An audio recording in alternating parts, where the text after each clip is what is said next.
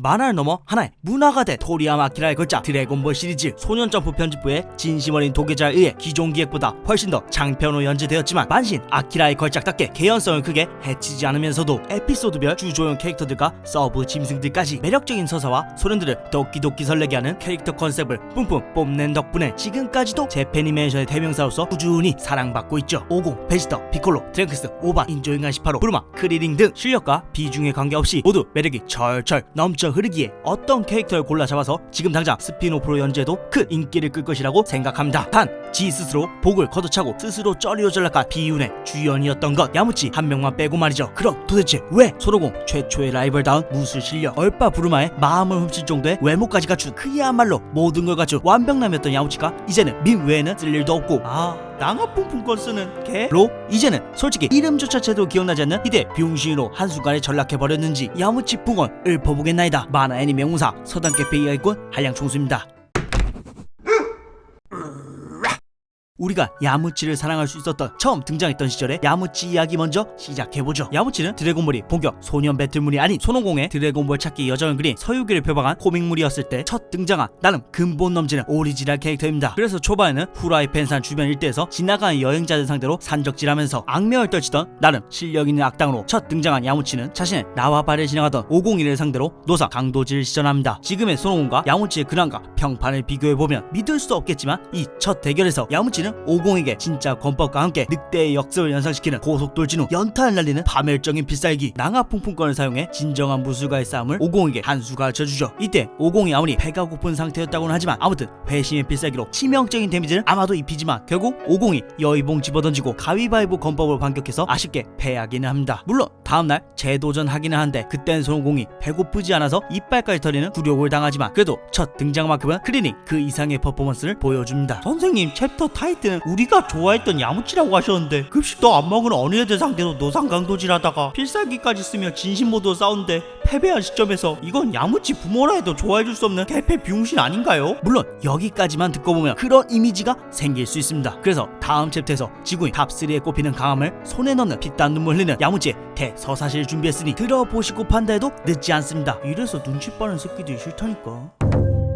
손오공과의 대결 이후 야무치는 드래곤볼에 대해 알게 되면서부터 50에게 복수도 하고 여자 앞에만 서면 구독자 나으리들처럼 아무 말 못하고 쭈뼛거리는 약점도 고치기 위해 50 일행을 뒤쫓아다닙니다. 사실 이때부터는 거의 동료가 되어 50 일당이 위기에 처할 때마다 나타나서 여러모로 도움을 주기 시작하죠. 특히 피라오 일당에게 당해 강철 감옥에서 죽을 위기에 처했을 때 거대 원숭이로 변해 미쳐 날뛰는 50을 푸알과 협력해 꼬리를 잘라내서 일행 모두를 구하는 주연 멤버다운 활약을 펼치죠. 더하여 이때 부르마하고는 싸움을 타는 관계로까지 발전하기도 합니다. 이후에는 잠시 501엔과 헤어졌다가 천하제일 무술대회에 참전하며 제외하는데요. 참고로 이때 당시에는 무천도사 밑에서 바로 수학하는 것이 아닌 혼자 독학고수였다고 밝힙니다. 하지만 야무치 주제에 독학을 선택한 이 시점에서부터 야무치의 몰락은 사실상 예견되어 있었습니다. 지가 무슨 조로, 그라피카, 사스케급은 되는 줄 알았는지 머리 장발로 기르고 얼굴에 켄신 십자가 흉터 새기며 가오 잡고 시간을 허비한 탓에 50의 짱친 포지션을 크리링에게 완전히 넘겨주게 되죠. 그래서인지 결말로 흐를수록 무천도사한테도 밀려서 단체 사지에서 실종되는 모습이 종종 연출되기도 했습니다. 실제로 소년점프 편집부에서는 주인공이 본격적으로 성장하는 이 훈련 과정에 대해서 굉장히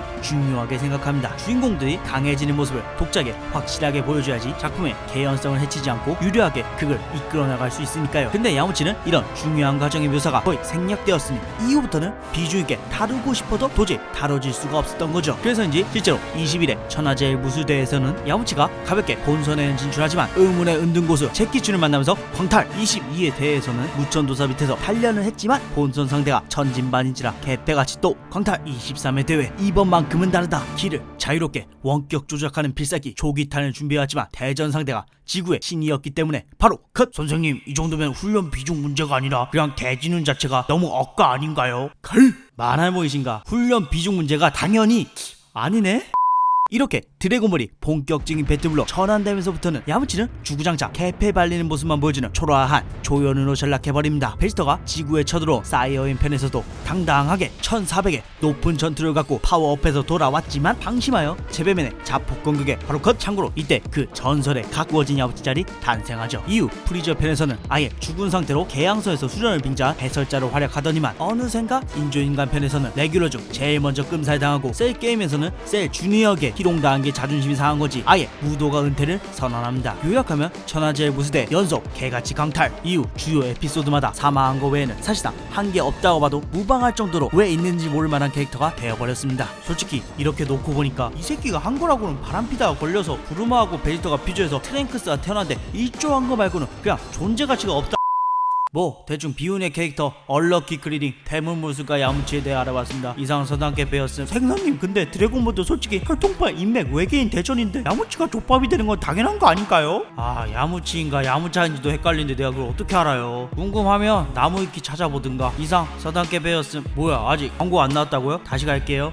사실 야무치 같은 비주류 캐릭터는 쇼츠로 꿀 빠는 것이 정석이지만 저희도 먹고 살아야 하니 아니 만화 애니 명문사 유튜버로서 구독자 나으리 갖고 계신 야무치에 대한 모든 오해와 편견에 대해 소상히 일문인답으로 완전 MG스럽게 알려드리겠나이다. 이 새끼 진지하게 무천도사는 이기나요? 솔직히 쉽지 않음. 결론부터 말씀드리면 드래곤볼 Z 완결 시점 기준으로는 야무치가 일단 이기기는 합니다. 인간계 최강은 크리링인가요? 천진반인가요? 야무치인가요? 좋은 질문입니다. 그렇지만 태양권 원툴 천진반은 외계인 4만인의 후회라는 설정이 있기 때문에 제외하고 크리링과 야무치만 놓고 한번 비교해보죠. 손오공의 라이벌 크리링 신체 스펙은 153cm 45kg 무천도사 밑에서 손오공과 동문수학과 자타공인 오공의 진정한 짱친이라고 할 수 있죠. 비록 외계인들 사이 연약한 인간이지만 자신의 목숨을 걸고 꾸준히 수련을 거듭한 결과 매 에피소드별 보스들 상대로 굵직한 활약을 펼치죠. 대표적으로 사이언의 왕자 베지터 참교육 사건, 프리즌한테 끔살 당함으로써 손오공을 사이언으로 각성시키는 기폭제 역할 수행, 셀 전설의 52연타 사건, 인조인간 18호에게 미남계 시전 등등 완결 때까지 반짝반짝 빛나는 활약을 펼칩니다. 이런 크리링의 전투력은 드래곤볼 Z 결말 시점 기준 51만입니다. 사막의 도적 야무치 신체 스펙 183cm 68kg 어릴 때부터 50의 라이벌이자 동료여서 활약했으며 인생 최대 업적은 부르마와의 연애라고 할 수 있고 또한 주요 에피소드마다 오디오나 채우는 아나운서로 활약하다가 정작 싸워야 할 때는 맨날 젖봤다고 뒤집니다. 그래서 크리링이 이 새끼에 관해서 가장 많이 하는 말이 오죽하며 야 야무치가 죽었어 겠습니까? 그래도 나는 눈치가 있는 건지 아니 죽는 것도 질린 건지 정식 은퇴를 선언하고는 아예 배경을 자처하죠. 이런 야무치의 공식 전투력은 드래곤볼 Z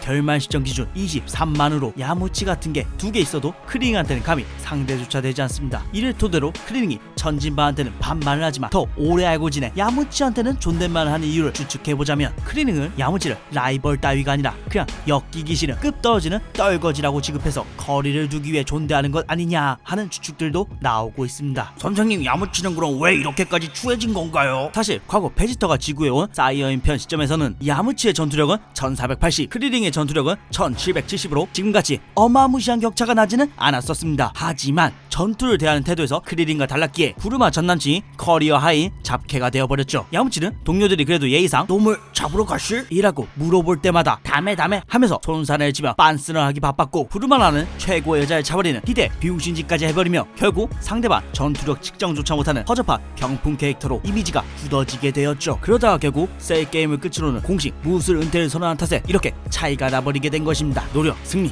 우정, 소년점프의 세 가지 절대 규칙을 저버린 캐릭터의 말로가 어떻게 된 것인지 몸소 보여준 대표적인 캐릭터가 바로 야무치라고 생각합니다. 다시 본론으로 돌아가자면 지구인 최강은 전투력상으로도 공식 설정상으로도 50을 사이언으로 각성시킨 진정한 친구 크리링이 맞습니다. 근데 또 이딴 수치랑 상관없는 게 크리링은 인조인간 18호나 이미 퓨전 50은 아직도 야무치를 친구라고 생각할까요? 친구는커녕 솔직히 이름도 제대로 기억하지 못할 거라고 생각합니다. 차라리 천하제일 무술대 심판 아나운서 아저씨에게 더 친분을 느끼고 있을 가능성이 더 높습니다. 실제로 일본 현지에서는 야무치한 존재는 선두 밑으로 취급하고 있는데요. 일례로 야무치 따위에게 선두 주지 말라고 했지! 라며 50이 오반의 쌍판은 전력을 후리는 밈이 실제로도 유행하고 있습니다. 그리고 사실 50놈도 주인공이라서 팬덤이 워낙 튼튼해서 그렇지 논란이 상당히 많은 놈입니다. 자기 라인 아닌 놈들한테는 죽어도 어차피 드래곤볼로 살려줄 테니까 어서 죽어버리렴. 이라는 바운도 서슴지 않게 하고 치치한테 양육비를 안 주거나 피콜로에게 오반 대리 양육, 역캐들에게 수탄, 희롱 등등 힘 좀 세다고 깡패지상 깡패지는 다 하고 다니는 어쩔 수 없는 사이어인 놈이죠. 이런 놈이 선두보다 쓸모없는 야무치를 친구라고 생각할 리는 만무하죠. 만약에 부르마와 결혼했다면 초반 비중을 유지할 수 있었을까요? 초반 비중을 유지할 수 있었겠지만 그 대신 아마 베지터에게 삭제당하지 않았을까요? 아까도 말씀드렸지만 야무치의 커리어 하이는 미래를 구하는 Z전사 트랭크스 탄생을 위한